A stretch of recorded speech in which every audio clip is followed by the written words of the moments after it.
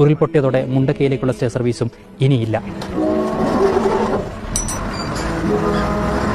പതിവായി ഇതേ റൂട്ടിൽ മുണ്ടക്കയിൽ ഒരുപാട് നാൾ സർവീസിനൊപ്പം പോയിരുന്ന കണ്ടക്ടറുണ്ട് ഇന്ന് കണ്ണീർ ടിക്കറ്റുകളുമായി. കയറി അന്ന് തൊട്ടിട്ട് ഒരുപാട് കാലം ഈ ഒരു റൂട്ടിൽ സർവീസ് നടത്തിയ കണ്ടക്ടറാണ്. ഒരുപാട് ബന്ധങ്ങളുള്ള ഒരാൾ. ഇവിടെ നിന്ന് ഏറ്റവും കൂടുതൽ കൺസെഷൻ ഉപയോഗിക്കുന്നത്. കാരണം ഇവിടുത്തെ മക്കൾ എന്ന് പറഞ്ഞാൽ പാവപ്പെട്ട തൊഴിലാളികളുടെ മക്കളാണ്. അവർക്ക് ദിവസം ഇവിടെ നിന്ന് ഒരു 60 രൂപയൊക്കെ കൊടുത്ത് യാത്ര ചെയ്യാനുള്ള സൗകര്യം ഇല്ലാത്തത് കൊണ്ട് തന്നെ KSRTC കൺസെഷൻ ഉപയോഗിച്ചുകൊണ്ടാണ് ഭൂരിപക്ഷം വിദ്യാർത്ഥികൾ യാത്ര ചെയ്തിരുന്നത്.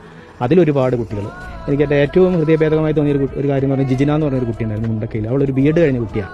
അപ്പോൾ പാവപ്പെട്ട അച്ഛനും അമ്മയൊക്കെ പഠിപ്പിച്ച് അവരെ BEd വരെ ആക്കി. അവളെന്തോ താൽക്കാലികമായിട്ട് എവിടെ ജോലി ചെയ്യുന്നുണ്ടായിരുന്നു. ആ കുടുംബത്തിൽ നിന്ന് അവളുടെ അച്ഛൻ, അമ്മ, അവൾ ആകെ അവശേഷിച്ചത് അവൻ്റെ ആങ്ങള ഒരാൾ മാത്രമാണ്. അങ്ങനെ ഒരുപാട് ബന്ധങ്ങളുണ്ട്. അപ്പം അവരൊക്കെ മിസ് ചെയ്യുന്നു എന്ന് പറയുമ്പോൾ ഇപ്പോഴത്തെ യാത്രയിൽ അങ്ങനെയുള്ള ഒരുപാട് കണ്ടുവരുന്ന മുഖങ്ങളൊന്നുമില്ല. അവരൊന്നും കാണാനായിട്ട് കഴിയുന്നില്ല. അവർക്ക് ചായ കുടിച്ചുകൊണ്ടിരുന്ന ഒരു ഹോട്ടൽ, ആ ഒരു ഹോട്ടലുള്ള അവിടെ, ആ ഹോട്ടലൊക്കെ അതേപടി എടുത്തുപോയി. അതിലുള്ള ഞങ്ങൾക്ക് തന്നിരുന്ന ഉമ്മർക്കൊക്കെ അവിടെ ജീവനോട് ഉണ്ടെന്ന് പറഞ്ഞതിൽ വളരെ സന്തോഷം.